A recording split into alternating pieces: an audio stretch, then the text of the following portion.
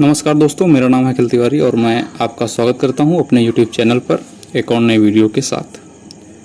मेरा मानना है कि आज से पहले आपने कई बार श्रीमद् भागवत गीता का पढ़ने और समझने का प्रयत्न जरूर किया होगा, परंतु यह कार्य इतना आसान नहीं है।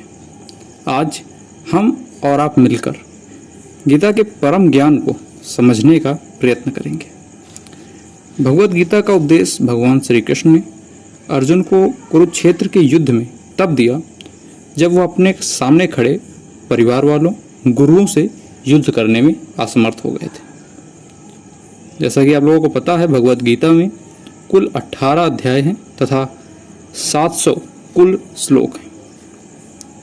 इन श्लोकों की अगर हम बात करें तो इसमें से कुल 574 श्लोक श्री कृष्ण जी ने कहे हैं, 84 श्लोक अर्जुन ने कहे हैं और 41 श्लोक संजय ने कहे हैं। एकमात्र श्लोक जो कि श्रीमद् भगवत गीता का प्रथम श्लोक है, प्रथम अध्याय का, वो धृतराष्ट्र ने कहा है। अगर हम श्रीमद् भगवत गीता की संपूर्ण गीता के सबसे बड़े अध्याय की बात करें तो वह अंतिम और 18वां अध्याय है, जिसमें कुल 78 श्लोक हैं। और अगर सबसे छोटे अध्याय की बात करें तो वह 15वां सबसे छोटा अध्याय है, जिसमें कुल 20 श्लोक उपस्थित हैं। श्रीमद् भगवत गीता में 18 संख्या का काफ़ी महत्व है, क्योंकि जैसा कि हम जानते हैं श्रीमद् भगवत गीता में कुल 18 अध्याय हैं। महाभारत में जैसा कि आपको पता है कुल 18 पर्व थे। महाभारत का युद्ध भी कुल 18 दिन चला था। यहाँ तक कि पुराणों और उप पुराणों की संख्या भी कुल 18 ही है। श्रीमद् भगवत गीता मुख्यतः 3 भागों में बटी हुई है और प्रत्येक भाग में 6-6 अध्याय सम्मिलित हैं।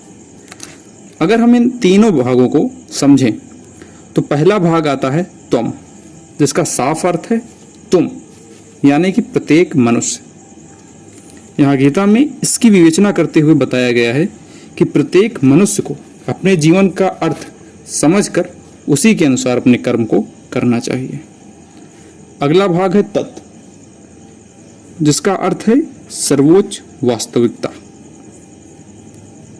यहाँ गीता में इसकी विवेचना करते हुए बताया गया है कि प्रत्येक वस्तु में भगवान का वास है। तीसरा और अंतिम भाग है अस्य, जिसका अर्थ है भगवान व मनुष्य के मध्य का रिश्ता। चूंकि आज से हम इस वीडियो को शुरू कर रहे हैं, जिसमें हम धीरे धीरे कुल 18 अध्यायों को समझेंगे तथा उनसे प्राप्त ज्ञान को अपने जीवन में उतारने का प्रयत्न करेंगे। संपूर्ण भगवत गीता को किसी एक वीडियो में समझ पाना असंभव सा है, इसीलिए हम छोटे छोटे भागों में बांटकर इस संपूर्ण भगवत गीता को समझने का प्रयत्न करेंगे। तो चलिए शुरू करते हैं इस वीडियो को। जय श्री कृष्ण। पहला अध्याय आता है अर्जुन विषाद योग, जिसमें कुल 46 श्लोक सम्मिलित हैं। श्रीमद् भगवत गीता की शुरुआत होती है धृतराष्ट्र के सवाल से, जिसमें वे युद्ध के विषय को लेकर उलझन में हैं। वह जानना चाहते हैं कि उनका पुत्र दुर्योधन कैसा है, क्या उसकी सेना उसका साथ दे पा रही है, और इसी के साथ पांडवों की स्थिति भी वो जानने के प्रबल इच्छुक हैं। और इसी में हम आगे समझेंगे, हम आगे अर्जुन के पक्ष को भी समझेंगे कि वह क्यों और किस प्रकार से दुख, धर्म संकट और समस्याओं से घिरे हुए हैं और अपने अस्त्र शस्त्र छोड़ चुके हैं। तो चलिए शुरू करते हैं। धृतराष्ट्र उवाच, धृतराष्ट्र पूछते हैं, धर्म क्षेत्रे कुरुक्षेत्रे संवेता युयुत्सव मामका पांडवश्चैव किम कुर्वत संजय। चूँकि मैंने आपको पहले बताया था कि संपूर्ण भगवत गीता में यह एकमात्र ऐसा श्लोक है जिसे धृतराष्ट्र ने कहा है। इस श्लोक में धृतराष्ट्र संजय से पूछते हैं कि कुरुक्षेत्र की रणभूमि में मेरा पुत्र दुर्योधन और पांडव तथा उनकी संपूर्ण सेना क्या कर रही है। चूंकि धृतराष्ट्र अंधे थे, लेकिन वह कुरुक्षेत्र युद्ध की संपूर्ण घटना को समझना चाहते थे, जानना चाहते थे। आगे संजय बताते हैं। संजय उवाच दृष्ट्वा तु पाण्डवानीकं व्यूढं दुर्योधनस्तदा आचार्यमुख संगम्य राजा वचनं ब्रवीत्। संजय धृतराष्ट्र को उत्तर देते हुए कहते हैं कि हे राजन, दुर्योधन पांडव की व्यूह रचना को देख और समझ रहा है और द्रोणाचार्य के पास जाकर उन्हें इस बारे में बता भी रहा है। चूंकि संजय को दिव्य शक्ति प्राप्त थी, इसलिए धृतराष्ट्र के पास रहते हुए भी वह कुरुक्षेत्र के युद्ध मैदान को पूर्णतः देख सकता था। पश्यतं पांडुपुत्राणाम् आचार्य महतीं चमू व्यूढ़ाम द्रुपदपुत्रेण तव शिष्येण धीमता। हे आचार्य, आपके ही बुद्धिमान शिष्य द्रुपद पुत्र धृष्टव्यूम ने ही पांडवों की सेना की व्यूहाकार रचना तैयार की है। व्यूहाकार रचना का अर्थ है कि एक ऐसा सेना का कवच तैयार कर देना जिसमें कोई व्यक्ति अंदर जा ही ना सके। यदि किसी भांति वह अंदर आ भी जाए तो उसका बाहर जा पाना पूर्णतः असंभव हो।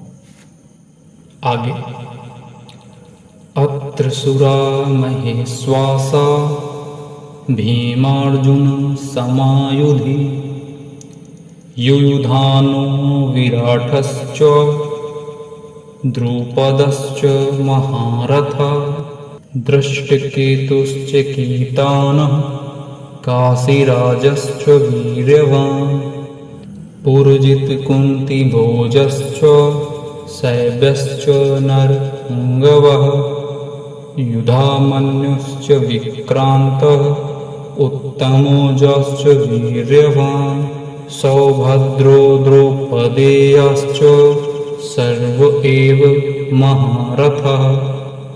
दुर्योधन पांडव की सेना को देखकर कहता है कि इनकी सेना में बड़े बड़े धनुष वाले तथा युद्ध में भीम और अर्जुन के समान सूर्यवीर, सात्याकी और विराट तथा महारथी राजा द्रुपद, दृष्टकेतु और चेकितान तथा बलवान काशीराज, पुरुजीत, कुंती भोज और मनुष्यों में श्रेष्ठ सैव्य पराक्रमी युद्धामन्यु तथा बलवान उत्तमोजा, सुभद्रा पुत्र अभिमन्यु एवं द्रौपदी के 5 पुत्र, ये सभी महारथी इसमें सम्मिलित हैं।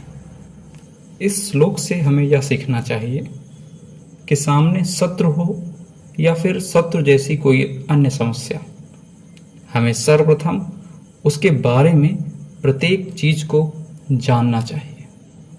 आगे अस्माकं तु विशिष्टाये तानि बोध द्विजोत्तम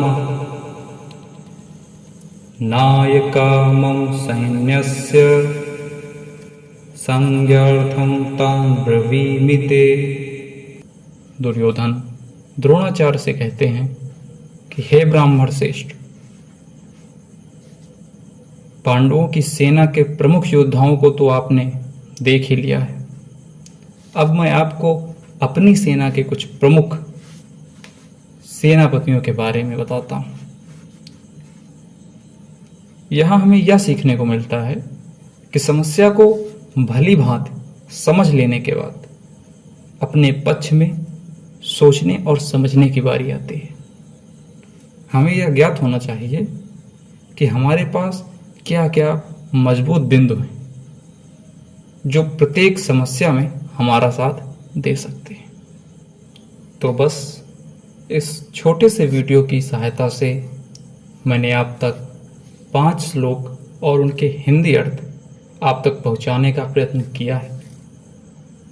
आगे मैं और वीडियो बनाकर इन श्लोकों को आगे बढ़ाता जाऊंगा।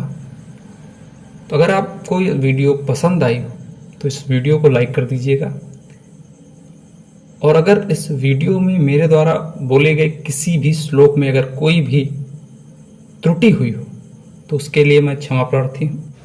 तो चलिए मिलते हैं इस वीडियो के अगले भाग में।